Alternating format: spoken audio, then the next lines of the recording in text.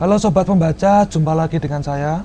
Kali ini kita akan membahas tentang komunikasi politik pemerintahan atau para pejabat di era sekarang. Nah, kalau ngomongin komunikasi politik ya kita harus mengakui ya, pada era sekarang itu komunikasi politik para pejabat pemerintah maupun di legislatif ataupun kepala daerah itu sangat buruk. Jadi banyak konflik yang disebabkan atau diakibatkan oleh komunikasi politik yang jelek. Jadi pada pemerintahan yang sekarang itu banyak sekali pejabat yang dalam tanda kutip kayak kalau ngomong itu sembarangan sehingga menimbulkan kemarahan publik. Jadi contohnya ini sudah banyak ya contoh-contohnya ya, dimana omongan seorang pejabat publik berakibat buruk atau membuat kerusuhan atau ya mengakibatkan kekacauan lah di tengah-tengah masyarakat. Nah,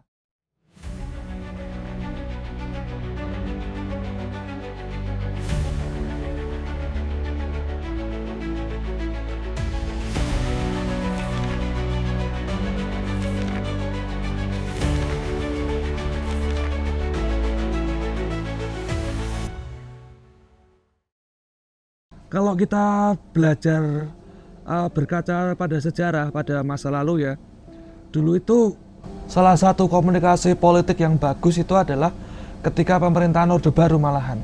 Nah di sana itu pejabat yang ngomong apa yang diomongkan itu lebih terarah. Jadi nggak semua orang, nggak semua pejabat itu bisa ngomong tentang kebijakan pemerintah. Jadi komunikasi dari pemerintah ke masyarakat itu benar-benar dijaga, benar-benar diatur. Kalau kita ingat di Orde Baru itu kan Mensesteknya ada Murdiono, kemudian Menteri Penerangannya ada Harmoko pada waktu itu ya. Jadi benar-benar pemerintah itu memang menjaga agar nggak sembarangan ngomong ke masyarakat. Nah ini yang mulai hilang lama-lama mulai hilang gitu. Karena di era komunikasi yang sudah serba terbuka dan serba cepat ini kan jadi kadang susah untuk menyunting atau mensensor omongan. Sebetulnya pemerintah sudah membuat seperti apa namanya, pemerintah sebetulnya untuk menanggulangi buruknya komunikasi politik yang ada ini sudah membentuk suatu lembaga ya yang dinamakan Kantor Komunikasi Kepresidenan. Nah ini sebetulnya tugas dan fungsinya ini untuk memberi informasi kepada masyarakat tentang kebijakan-kebijakan pemerintah supaya itu tadi nggak blunder, nggak sembarangan ngomong. Cuman kan pada kenyataannya kan juga Kantor Komunikasi Kepresidenan beberapa kali juga malah bikin blunder seperti Hasan Hasbi yang bilang soal babi itu ya, yang cukup salah juga dia komunikasi nih, bercanda atau segala macam. Jadi sebetulnya pemerintah menyadari ada kekurangan di bidang komunikasi terhadap masyarakat, tapi sejauh ini belum bisa mengurangi atau ya mengurangi gapnya itu masih belum bisa. Lembaga yang seharusnya bisa menjadi penyeimbang atau ya katakanlah penyeimbang komunikasi antara pemerintah dan masyarakat sejauh ini belum bisa bekerja dengan baik. Kalau zaman dulu juga ada jubir kepresidenan kan, tapi yang per periode ini udah mulai dihapus. Pada era Jokowi pun juga banyak blundernya, antara lain kalau kita ingat malah agak fatal itu pidato-pidato Jokowi yang kayak menyebutkan kesalahan tanggal kelahiran Presiden Soekarno dan salah tanda tangan segala macam, itu malah lebih parah. Nah di periode yang seperti sekarang ini sepertinya komunikasinya juga belum diperbaiki. Nah berbagai macam kerusuhan yang terjadi akhir-akhir ini juga salah satunya disebabkan karena komunikasi yang buruk yang dilakukan oleh para pejabat, tidak cuma di tingkatan pusat tapi juga pada tingkatan daerah. Nah ini juga sebetulnya harus diperbaiki. Nah harusnya ketika kemarin retreat di Magelang itu, nah itu harusnya ada materi-materi seperti komunikasi publik yang bagus seperti apa, itu harusnya diajarkan di sana supaya pejabat publik tidak melakukan berbagai macam blunder. Ya mungkin udah diajari tapi nggak prakteknya nggak bagus atau materinya belum ada. Nah tapi ini jadi PR yang harus diselesaikan oleh pemerintah. Karena kalau kita melihat di tingkatan daerah itu hampir banyak sekali pejabat-pejabat yang kayak ngomongnya itu sembarangan tuh. Nggak cuman pejabat di tingkatan eksekutif di daerah ya, di tingkatan legislatif pun juga sama, legislatif di pusat maupun daerah. Nah, jadi ini harus banyak-banyak diperbaiki. Karena di era komunikasi yang sekarang itu kan, kalau penyensoran terhadap media itu hampir nggak bisa dilakukan. Jadi komunikasi itu kan terjadi dengan begitu cepat ya. Mungkin habis melakukan kunjungan terus tiba-tiba diwawancarai, tiba-tiba ngomong sembarangan terus menjadi kisruh di masyarakat. Nah, itu gampang sekali terjadi. Nah, itu PR yang paling penting dan paling harus diperbaiki di pemerintahan sekarang. Nggak cuma pemerintahan pusat, nggak cuma eksekutif, tapi juga legislatif, juga yudikatif juga perlu juga polisi juga, yang di daerah, anggota DPRD juga maupun bupati, gubernur ya, semua harus memperbaiki komunikasi ini karena sejauh ini cukup buruk. Dan kalau zaman sekarang sekali kita ngomong jelek, nah dampaknya ke masyarakat itu bisa berlarut-larut itu. Meskipun niatnya nggak seperti itu, tapi bisa menimbulkan gejolak atau polemik di masyarakat ya, kayak gitu.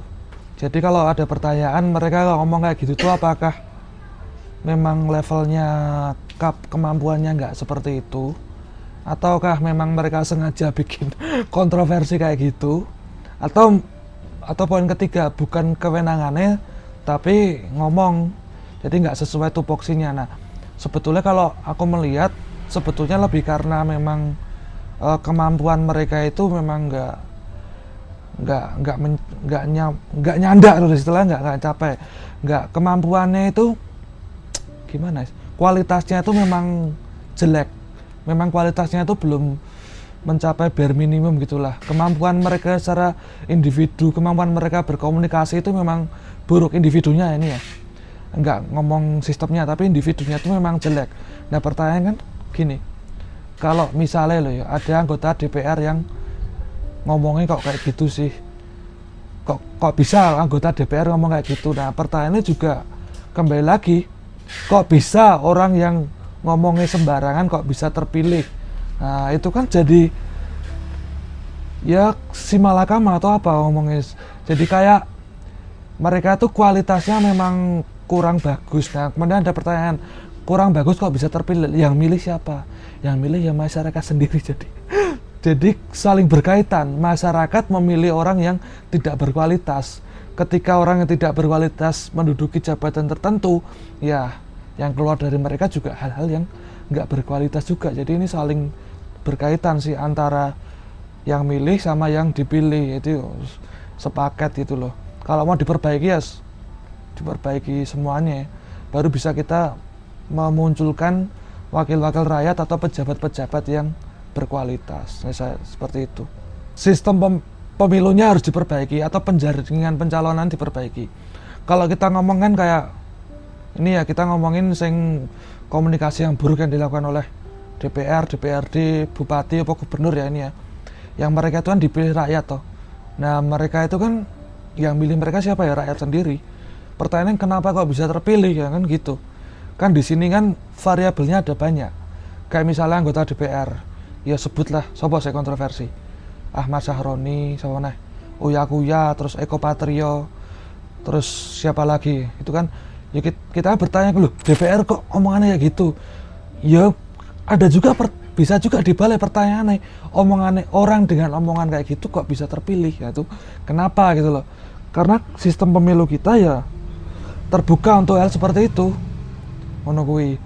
Nah, kenapa kok mereka bisa terpilih ya, kembali lagi, pertama, sistem pemilunya yang membuka celah, kedua masyarakatnya. Jadi ini kita, kalau kita secara fair, kita nggak bisa melepaskan ini dari masyarakat juga yang milih, gitu loh. Misal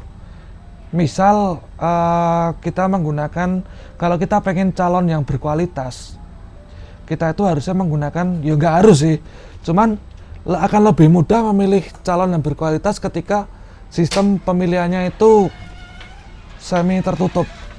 Sistem pemilihan semi tertutup tuh kayak gimana ya, misalnya gini loh, kalau kita cuma milih partai dan partai yang memilih legislatif ya, itu kan akan lebih mudah untuk menentukan anggota-anggota DPRD yang lebih berkualitas. Nah, cuman sistem kayak gini bisa jalan kalau partai politiknya bener. Nah, selama ini kan partai politiknya juga nggak bener juga.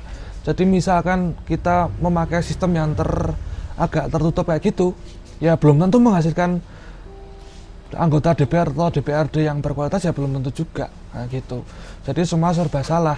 Misalkan sistemnya terbuka, langsung milih orang, langsung milih caleg, itu akan membuka kesempatan caleg-caleg yang kita katakanlah nggak berkualitas untuk terpilih. Nah, jadi ya banyak faktor, banyak variabel lah itu. Nah, berarti kita ngomongin penjaringan caleg ya, sebetulnya itu kan juga semua itu saling berkaitan. Kalau sistem pemilu yang sekarang kan kita milih adalah milih caleg, milih orang, perorangan ya. Nah, dari partai sendiri pun juga membuka diri, siapapun ya, nggak siapapun ya, memang ada penjaringan. Tapi yang tujuannya partai kan, yang penting kan banyak yang milih caleg mereka. Nah, apakah yang dipilih itu apakah orang milih berdasarkan kualitas, atau orang milih karena sekedar dia artis, atau orang milih karena sekedar dia mungkin diberi sembako, dibayar segala macam ya, partai mungkin tidak akan berpikir sejauh itu. Kalau partainya mikir dan punya ideologi kan, orang-orang yang backgroundnya nggak punya kemampuan kan nggak akan dimasukkan sebagai caleg.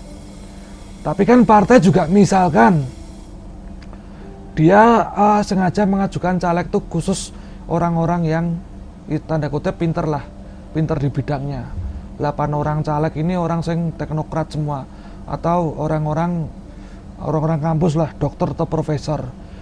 Kalau mengajukan caleg yang seperti itu, apakah kemungkinan terpilihnya tinggi apa enggak di masyarakat? Nah, belum tentu juga kan. Nah, maka dari itu partai juga yang penting dia kepilih. Perkara caleg yang kepilih ini kualitasnya nggak mumpuni atau apa ya, itu nanti dulu. Yang penting kepilih dulu. Nah, itu akhirnya dikembalikan ke masyarakat. Nah, kenapa kok masyarakat milih caleg yang kayak gini? Karena masyarakat itu milih caleg bukan milih yang berkualitas, tapi milih yang disukai. Nah, disukai karena apa kan? Banyak variabelnya. Bisa disukai karena dia artis, karena dia terkenal, itu banyak. Bisa disukai karena dia sering bagi-bagi sembako atau apa juga bisa. Bisa disukai karena programnya bagus juga bisa disukai karena dia siapa juga bisa. Jadi variabelnya banyak, terlalu banyak variabelnya gitu. Dan variabelnya belum tentu variabel bahwa dia terpilih karena dia berkualitas. Itu kualitas itu variabel yang kesekian gitu loh. Gitu. Nah, sebetulnya masalahnya kan di hulunya apa? Jadi parpol itu mencalonkan, memberi calegnya itu kan tidak semua kader pertama. Karena tidak semua kader, berarti tidak semua itu mengalami pendidikan kaderisasi. Jadi tidak semua caleg yang disodorkan itu punya pengetahuan itu atau dibekali dengan pengetahuan itu. Nah, kenapa kok tidak kader bisa jadi caleg? Yang penting terpilih. Nah, kalau mau dibenerin ya, kita harus pengkaderan ini harus bagus. Jadi semua yang diajukan tuh harus kader. Cuma kan kita nggak mau, kaderisasi kan udah mati. Ideologi partai kan udah mati di Indonesia, udah nggak ada. Nah, kalau ideologi udah nggak ada ya kaderisasi nggak penting. Yang penting kowe ikut segala macam ya, kaderisasi kemampuan dia soal ini public speaking segala macam ya nggak penting lagi. Soal politik pengetahuan dia nggak penting. Yang penting kamu terpilih, wis gitu aja. Makanya coba deh di antara sekian banyak anggota DPR ditanyain lah fungsi DPR itu apa aja, tak kira nggak semua paham itu. Fungsi anunya apa, fraksinya ini bertugas apa-apa, saya kira nggak semua, belum tentu semua paham kayak gitu, karena ya nggak semuanya mengalami pendidikan kader kayak gitu. Wong sing udah di kader aja masih bisa salah, apalagi yang nggak mengalami pendidikan sama sekali. Nah, aku melihat banyak tokoh politik di Indonesia saat ini ya, itu tuh nggak melalui kaderisasi yang bagus. Nah, itu contohnya tadi artis-artis segala macam kok bisa jadi dia menang pilkada, menang menang pemilu menang pileg segala macam. Nah, itu kan belum tentu mereka udah jadi mengalami pendidikan kaderisasi yang bagus. Kan selama ini dikenal sebagai artis toh, ngerti-ngerti jadi caleg, ngerti menang. Nah, berarti kan dia nggak alami pendidikan itu. Ya kenapa nggak ada pendidikan kaderisasi yang bagus? Karena ideologi udah mati. Kenapa ideologi mati? Ya karena orang milih tuh, masyarakat milih udah nggak berdasarkan ideologi sekarang. Nah gitu, jadi ini semua itu muter, ya institusi partainya, ya masyarakatnya, nah, semua ngaruh di sini, gitu. Semua faktor, semua variabel saling berkaitan. Kalau mau diperbaiki dari hulunya, dari itu tadi, dari kaderisasi di tingkat partai itu harus diperbaiki. Jadi partai nggak boleh sembarangan mengajukan calon, sembarangan, yang penting calonnya menang, itu nggak boleh. Tapi untuk bersikap seperti itu kan partai juga ngitung-ngitung juga kan.